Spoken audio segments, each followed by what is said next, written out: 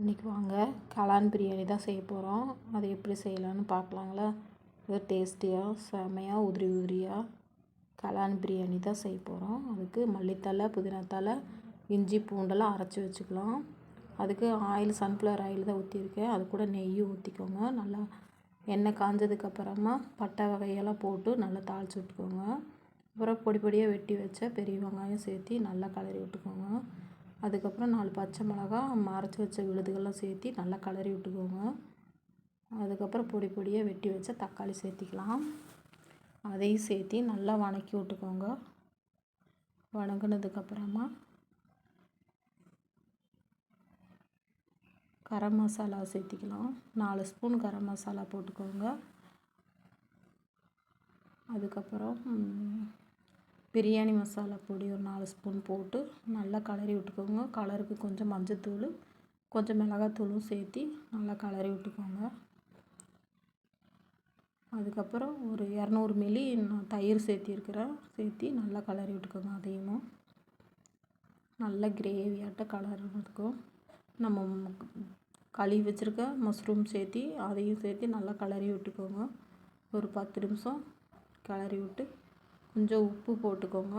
உப்பு சேர்த்து வெந்தால் தான், இல்லாட்டி காளானில் உப்பு பிடிக்காது. அதனால் தண்ணி ஊற்றாமல் கொஞ்சம் 5 நிமிஷம் மூடி வச்சு வேக விடுங்க. அப்புறம் நல்லா சிக்கனாட்ட தண்ணி விடும் அதுவும், அதனால் தண்ணி ஊற்றக்கூடாது. நல்லா அடி பிடிக்காத அளவுக்கு சிம்மில் வச்சு வேக வச்சுட்டு பார்த்து கிரேவியாட்டம் ஆயிடுச்சு. அதுக்கப்புறமா நம்ம கழுவி வச்ச சாப்பாடு அரிசி தான் நான் சேர்த்துருக்குறேன். உங்களுக்கு வேணும்னா நீங்கள் பாஸ்மதியை பிரியாணி அரிசியை சேர்த்திக்கலாம். சேர்த்து நல்லா கிளறி விட்டுக்கோங்க. நல்லா கலர்ஃபுல்லாக சூப்பரான கிரேவியே நல்லாயிருக்கும். நல்லா கிளறி விட்டுக்கோங்க. நான் 1 கிலோ அரிசிக்கு 2.5 சம் தண்ணி ஊற்றுவேன். அளவு வச்சுருக்கேன். அதனால் 1/2 சம் தண்ணி அதுலேயே இருக்குங்கிறதுனால 2 சம் தண்ணி ஊற்றி நல்லா கிளறி விட்டு உப்பு பார்த்துக்கோங்க.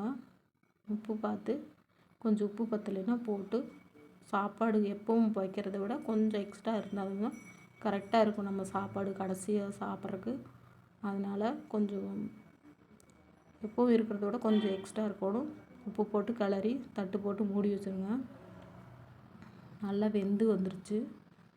அரைவாசி வெந்துருச்சுங்க. இன்னொரு 3/4 பதம் வேகட்டுங்க.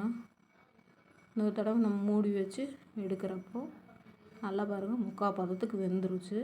அதுக்கப்புறம் நம்ம வெட்டி வச்ச மல்லித்தழை, கருவேப்பிலை, புதினா தலையெல்லாம் போட்டு நல்லா கிளறி விட்டுக்கோங்க. நல்லா கிளறி தம் போட்டு மூடி வச்சிட்டிங்கன்னா சூப்பராக பொழுன்னு அரிசி உடையாமல் சூப்பராக அப்படியே முழுசாக இருக்கும். சாப்பாடு பார்க்குறக்கு அருமையாக இருக்குங்க. இந்த மாதிரி நல்லா ஒன்று விடாமல் ஒன்று நல்லா கிளறி விட்டுக்கிட்டு அப்புறமா நம்ம தம் போட்டு மூடி வச்சிடணுங்க.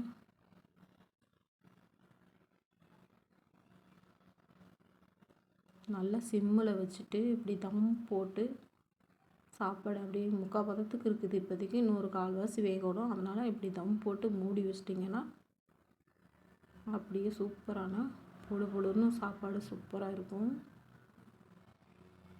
பார்த்திங்களா, சாப்பாடு வெந்துருச்சு. அப்படியே ஒன்றோட ஒட்டாமல் அழகாக சூப்பராக அடி பிடிக்காமையும் அருமையாக இருக்கும் சாப்பாடு. இந்த மாதிரி நீங்களும் செஞ்சு பாருங்கள். செஞ்சு பார்த்துட்டு கமெண்ட் பாக்ஸில் சொல்லுங்கள். நான் எதுவும் குறைகள் இருந்ததுன்னா அதையும் சொல்லுங்கள் மெசேஜ் பண்ணி. என்ன போட்டேன் அப்படின்னு எனக்கு தெரியல. என்னை பொறுத்த வரைக்கும் நான் எல்லாம் போட்டேன்னு தான் நினைக்கிறேன். எல்லோரும் உட்காந்து சாப்பிட்றதுக்கு பரிமாறிட்டுருக்குறேன். இன்றைக்கி சண்டேங்கிறதுனால வீட்டில் எல்லாருமே உட்காந்து சாப்பிட்றதுக்கு இன்றைக்கி தான் டைம் கிடச்சிருக்குது. அதனால் எல்லாத்துக்கும் போட்டு வச்சுருக்கேன். இல்லைன்னா ஒரு ஆள் முன்ன ஒரு ஆள் பின்ன அப்படின்னு போவோம். அப்புறம் அக்கா பொண்ணு மீன் குழம்பு வச்சு மீன் பொரித்து கொண்டு வந்தாங்க. அது கூட காளான் பிரியாணி கூட நாங்களும் அவங்களுக்கு கொஞ்சம் ஷேர் பண்ணிவிட்டு நாங்களும் செஞ்சு சாப்பிட்றோம். வீடியோ பிடிச்சிருந்தா லைக் பண்ணுங்கள், ஷேர் பண்ணுங்கள். புதுசாக இருக்கிறவங்க சப்ஸ்கிரைப் பண்ணி வச்சுக்கோங்க. Okay, bye friends.